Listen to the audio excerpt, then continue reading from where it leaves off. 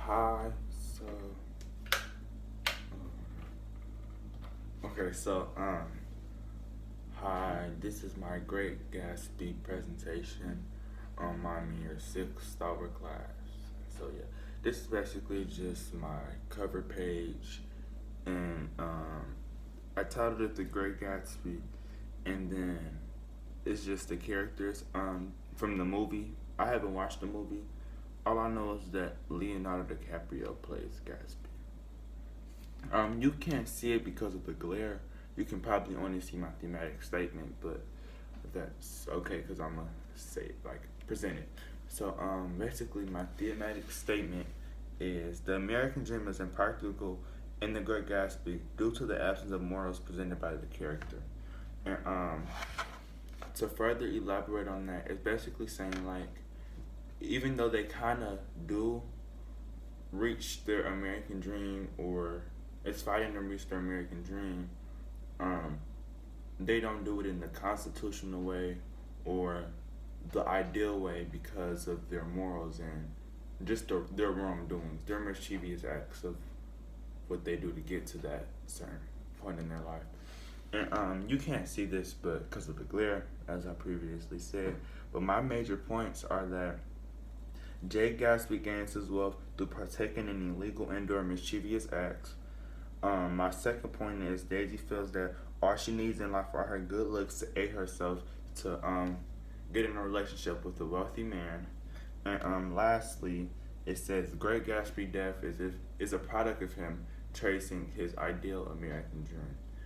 And yeah, my next slide I will further elaborate on that. You really can't see this either. Dang, this glare is really bad. But yeah, basically, um, this is my definition of the American dream, or the way the American dream is presented in The Great Gatsby.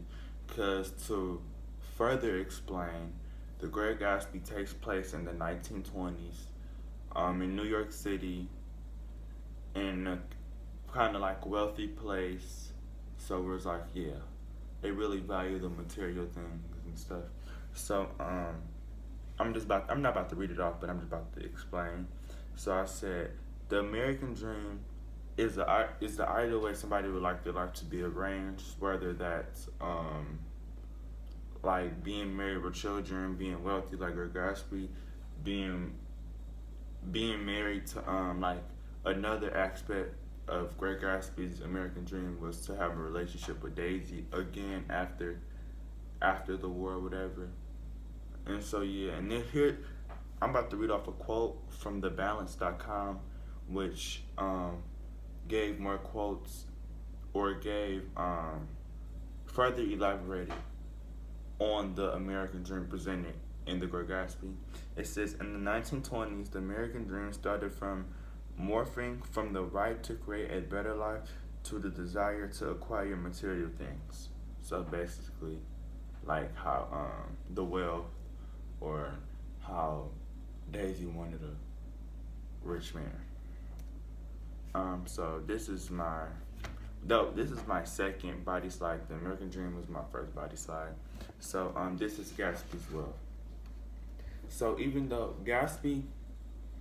okay, so I'm gonna give you a kind of previous explanation on Gatsby.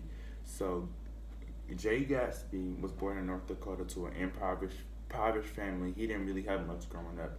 However, he made his way up and became more wealthy. Then that was his American dream, to become wealthy. However, he gained his wealth through organized crimes. So this includes the distribution of illegal alcohol and trading in stolen securities. So yeah, that just kind of furthers explain on that. So even though he reached his American dream, it was impractical and not idealistic, and most of all like unconstitutional, because it was unconstitutional because it was illegal what he did. And the American dream kind of presents the idea that you work hard legally, or like something more idealistic rather than doing something illegal. And so one of the quotes is Anything can happen now that we slid over this bridge. I thought anything at all, even Gatsby, could happen without any particular wonder. So basically, this takes place when Nick and Gatsby um, had lunch in the city, and Gatsby explained how all the rumors that were told about him weren't true, and how he really gained his wealth. Um, so yeah, this slide is talking about Daisy's relationships. So basically, Daisy, American Dream. American Dream was to get in a relationship with a wealthy man. Yeah, get in a relationship with a wealthy man. However, she did pursue that by getting in a relationship with Tom. However, she didn't really love Tom or have a genuine like love for Tom. She just looked at more of the material side of it. So yeah, basically yeah. So she didn't really, and that's not really an ideal way a relationship should happen. But that was just her dream to yeah. It's unidealistic. Like I further said in like I previously said in my thematic statement. And the quote to elaborate further, it says, I hope she'd be a fool. That's the best thing a girl can be. And we're a beautiful little fool. So this quote is when Daisy is talking about how she wants her daughter to be when she gets older. And basically she's saying she wants her daughter to be a fool because that's the best thing that can happen to her as to like marry a rich man like Daisy did. So basically Daisy wants her daughter to be like her. And another quote that I have is Tom, it's when Jordan was telling Nick who Tom's on the phone with, and basically Jordan said Tom's got some woman in New York, basically elaborating on how Tom cheats on Daisy. However, Daisy doesn't really care. Well, she does care, but doesn't really take any action to confront Tom about it because she know if she does, Tom will leave her, and she won't have any of the wealth or the lifestyle that she wants to live. And this slide basically is talking about Gatsby's death, and it's kind of more complex to this. It's more complex, which I'm going to explain. So basically, before Tom and Daisy got together, Daisy and Gatsby were together. However, some stuff happened, and Daisy ended up getting with Nick. So Jay Gatsby's dream was always to get back with Daisy. So once he linked up with Daisy, Daisy kind of shows like some genuine likeness to Gatsby again once they finally re-meet. Gatsby wants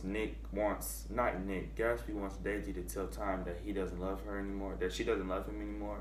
However, when it comes time, Gatsby doesn't do it. And so he doesn't get with Daisy, and Tom kind of feels some type of way about it. However, I guess Daisy is really she really grasped the fact that Tom is cheating on her with this lady named Myrtle, and out of rage she accidentally runs over Myrtle. And when Wilson, which is Myrtle's wife, asked who did it, Tom, which is Daisy's real husband, said that the great Gatsby did it. Jay Gatsby did it because he didn't like how the great Gatsby and Daisy was kind of having an affair. So from there, Wilson then killed Jay Gatsby, and I said this is a product of him trying to chase his American dream, him trying to get back with Daisy, because that was originally his American dream to get back with Daisy. And if you would never had him try to have her confront Tom, then none of this would ever happen because Tom would never knew about it. And the quote that I have is that Daisy, that's all over now, he said earnestly.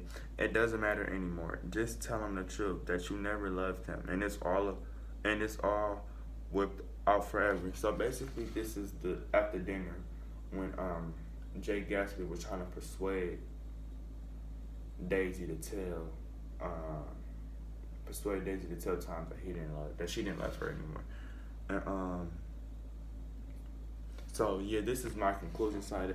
I'm sorry for the glare. I can't really help it. And basically, I just restate my thematic statement saying how the American dream is impractical in The Great Gatsby due to the absence of morals presented by the characters, and then I just my second bullet point is basically just elaborating or restating my body slides. And lastly, I end with a quote from thebalance.com, which says, "The American dream is interpreted in several ways. However, it's the genuine desire that the individuals lack, was like the hard work or like the genuine love that Daisy didn't have for Tom. It's just what they lack to have this idealistic American dream, which they don't have." And lastly, my last side is just my work cited. So this is from the book. My first bullet point from the book, which I don't think you can probably see. Yeah, you still can see no matter what I do. But it's from the book, and then my second one is from SparkNotes.com. Like I would get my quotes from there and stuff, and like yeah, they would further elaborate on the quotes. And then thebalance.com, which is basically where I got my quotes from too, but more talking about the setting and like themes related to The Great Gatsby. So yeah, that's all.